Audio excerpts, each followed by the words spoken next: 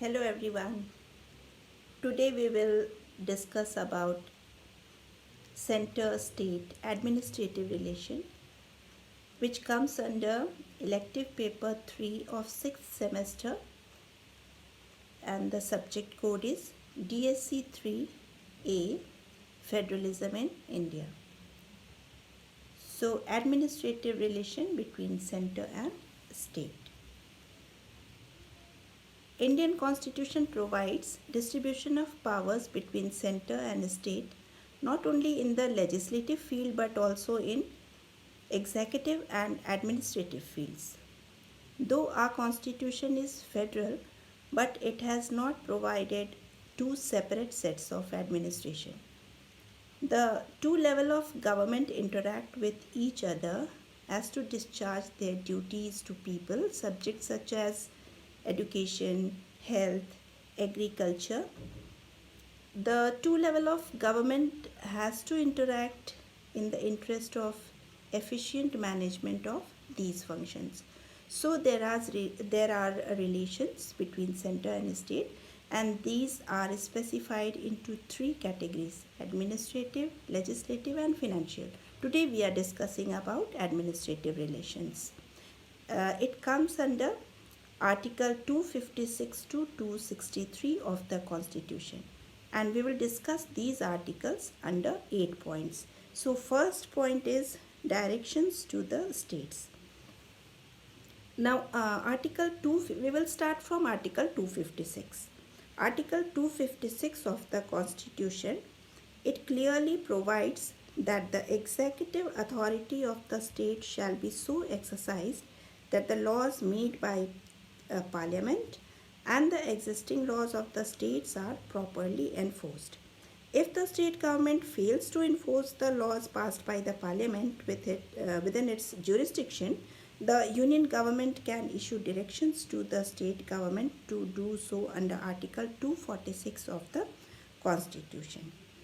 Now, Article 257, Clause 1 lays down that the executive power of every state shall be so exercised as not to impede or prejudice the exercise of the executive power of the Union, and the executive power of the Union shall extend to the giving of such directions to a state as may appear to the Government of India to be necessary for that purpose.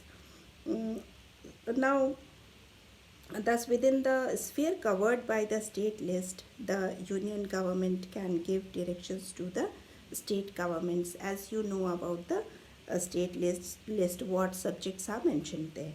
The union government can also give directions to the states regarding the construction and maintenance of means of communications declared to be of national or military importance. The union government can also give directions to the states regarding the measures to be taken for the protection of railways within the boundaries of the state.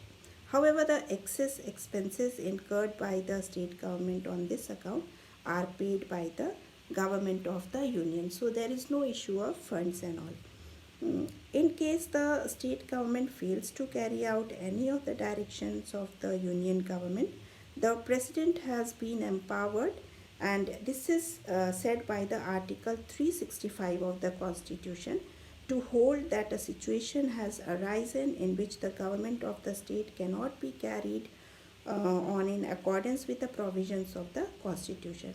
In other words, we can say that if the state fails to carry out the orders or directions of the union, the president's rule may be imposed on the state. In such eventuality, the president shall assume to himself all or any of the functions of the state government. Now we will discuss the second point, which is delegation of union functions to the states. In this, we can say that the president, with the consent of the state government, can entrust to the officers of the state government any function in respect of any subject over which the executive power of the union extends. Thus, the states may be converted into agents of the union government. However, again, I can say that any extra cost incurred by the states by carrying out such an obligation is to be paid by the union, because union has said to do so. Now the third point we are going to discuss, which clears administrative relation between center and state, is all India services. The presence of all India services like the Indian Administrative Service, the Indian Police Service, it further makes the authority of the central government dominant over the states. The members of these all India services are appointed by the President of India on the basis of a competitive examination which is held by the Union Public Service Commission. Now we come to fourth point. This is Interstate Committee, and this comes under Article 263. It deals with the Interstate Council. Now the Interstate Council can be set up by the President to inquire into the disputes amongst states and to make recommendations thereon. Now come to fifth point. This is full faith and credit to public acts.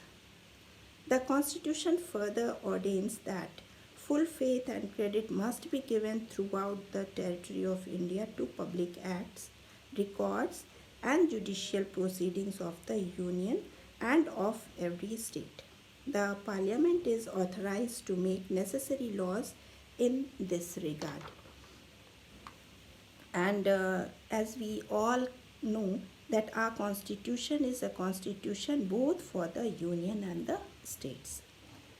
Now we come to next point, which is interstate water disputes. The constitution has authorized the parliament to make laws for the adjudication of the disputes relating to interstate rivers or river valleys.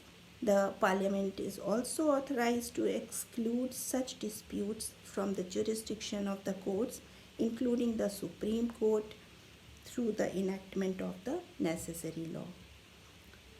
So we have discussed these many points. Now we come to the most important fact of this administrative relation between center and state, is emergency. During the emergency, the President is authorized to give directions to the state governments regarding the manner in which they have to exercise their executive power. Even the Parliament gets powers to make laws for the whole of the country. Or it can make law even a part thereof, even in respect of matters mentioned in the state list, over which normally the state legislatures, they have exclusive jurisdiction. Thus, the federal structure provided under the Constitution is virtually transformed into a unitary one. Now we come to a last point. Last point is Interstate Commerce Commission. The Parliament can also set up Interstate Commerce Commission or any other such authority which it considers appropriate for enforcing the provisions of the Constitution with regard to interstate trade and commerce. So this is all regarding administrative relation between center and state. Thank you.